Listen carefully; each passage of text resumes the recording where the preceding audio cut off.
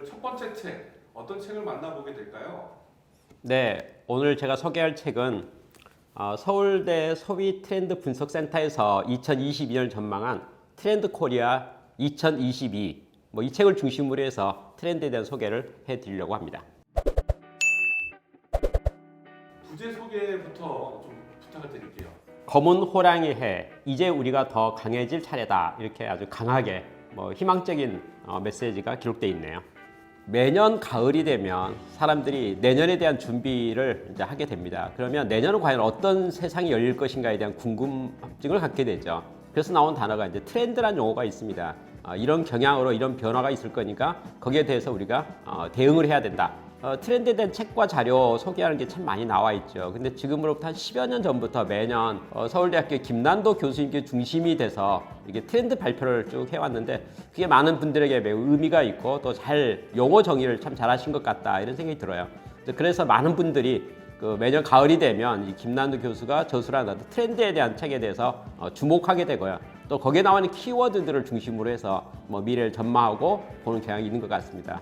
저도 그런 면에서 가장 대표성이 있고 대중성이 있는 트렌드 코리아 2022 이 책을 중심으로 해서 내년 트렌드를 전망하고 또 거기다 우리 대응을 어떻게 할 것인가에 대한 것을 살펴보도록 그렇게 하겠습니다. 매해 이 책을 보는 게 어떤 열례화가 된 것 같습니다.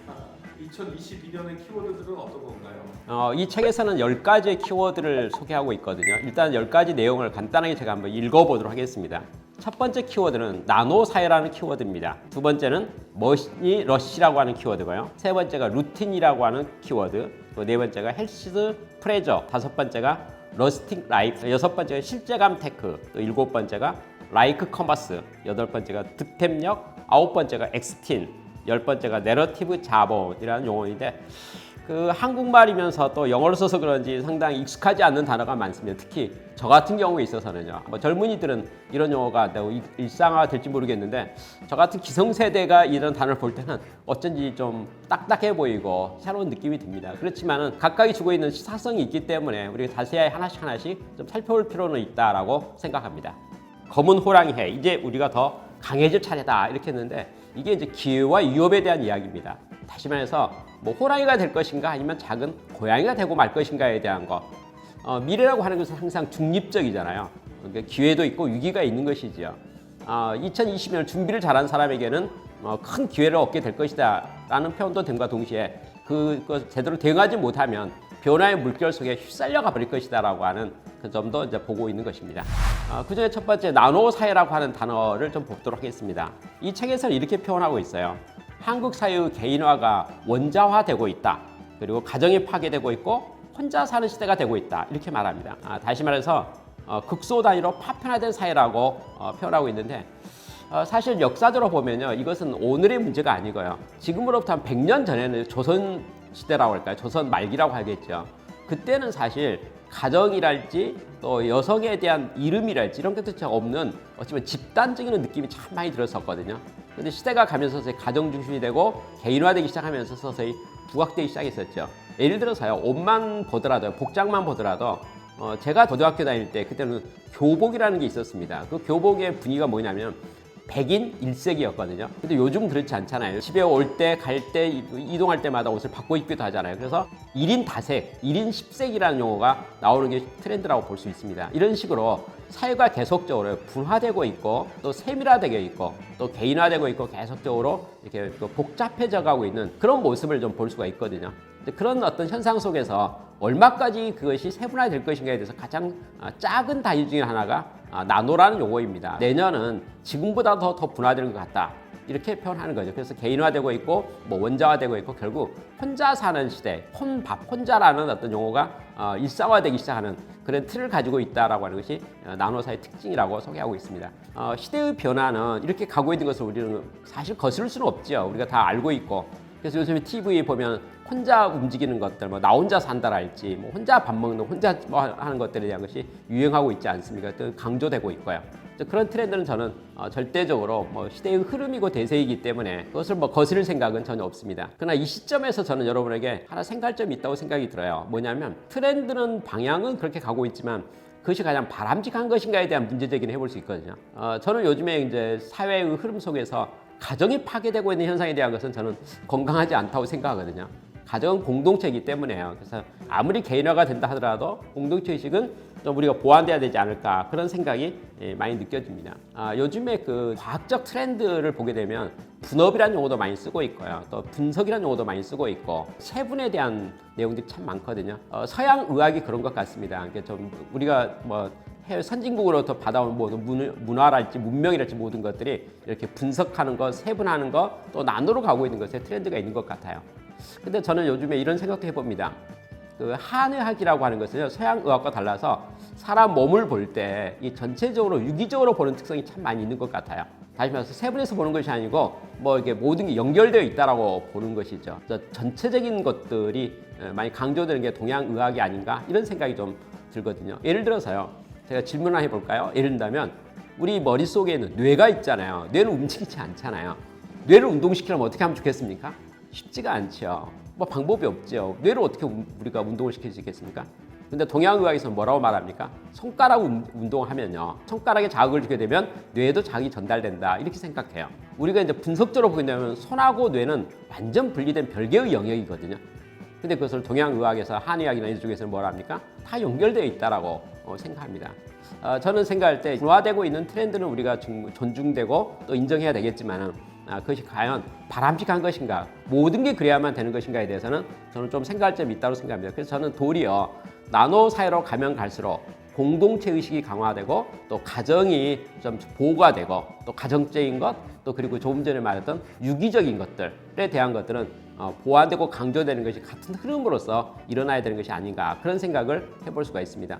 기업의 경향도 그런 것들을 많이 생각해 볼 수 있다고 생각합니다. 그러니까 전문화되는 것도 매우 중요하지만 통합적 사고에 대한 것, 또 유기적인 것들에 대한 것도 우리 관심을 가지고 내년을 살펴보면 좋겠다는 게 첫 번째 나노 사회로 가고 있는 트렌드에 대한 이야기라고 볼 수 있겠습니다. 두 번째는요, 머니러시라는 용어가 있어요. 머니러시. 머니가 돈입니다. 그러니까 러시가 무슨 골드러시 같은 거 러시 분위기와 어떤 편중되고 있는 걸 말하죠. 이 책에서 소개하고 있는 머니러시는요, 이런 표현을 해요. 세상이 많이 다양화되면서 돈을 벌 수 있는 방법도 다양화되는 것 같다. 뭐 이렇게 여러 가지 모양의 수입에 다변화되고 있고 옛날과 달라졌다는 거죠. 그러면서 사람들의 마음 가운데 강박관념이 생기는 그게 뭐냐면 돈을 더 벌어야겠다라고 하는 절박감이 이 사회에 팽배해졌다. 또 그것이 강화될 것 같다. 이렇게 이제 말합니다. 나쁜 표로 말하면 황금 만능주의 뭐 이런 말 있잖아요. 돈 있으면 다 된다 이렇게고 돈에 집착하고 있는 트렌드가 과거도 있었죠. 사실은 쭉 있었지만 그것이 지금 현재 2022년도를 바라보면서 사회적 현상으로 강화되고 있다라고 말합니다. 사실 그런 것 같아요. 예를 들어서 실질적으로 우리가 모두가 알고 있는 단어 중에 보면 투잡이라는 용어가 일상화되기 시작했거든요.